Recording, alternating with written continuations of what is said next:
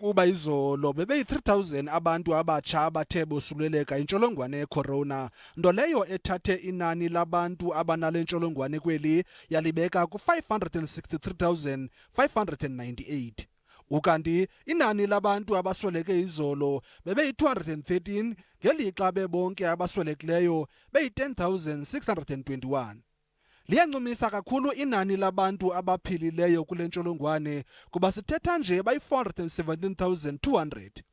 Umphathiswa wezempilo ugqirha Zweli Mkhize uthi likhona ithemba phesheya kwentaba kuba ayehla amanani olosuleleko kulo lonke eli.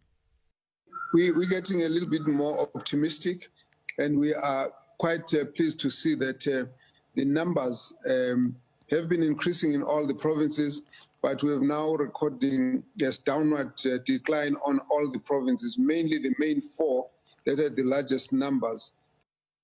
Kodwa nangona kunjalo umphathiswa uthi kusekude engqinibeni kuba asikaphumi ehlathini.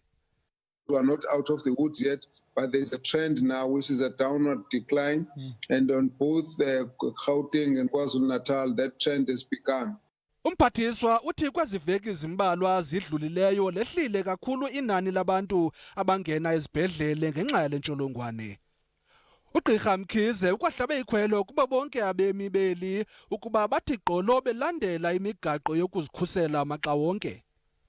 We can actually collectively drive down these numbers to a point where there are hardly any new infections in a day. Sithetha nje uMzantsi Afrika ukwindawo yesihlanu kwihlabathi kwawona mazwe anabantu abaninzi abanale ntsholongwane, ngelixa ukwindawo ye-12 kumazwe anenani eliphezulu labantu abaswelekayo.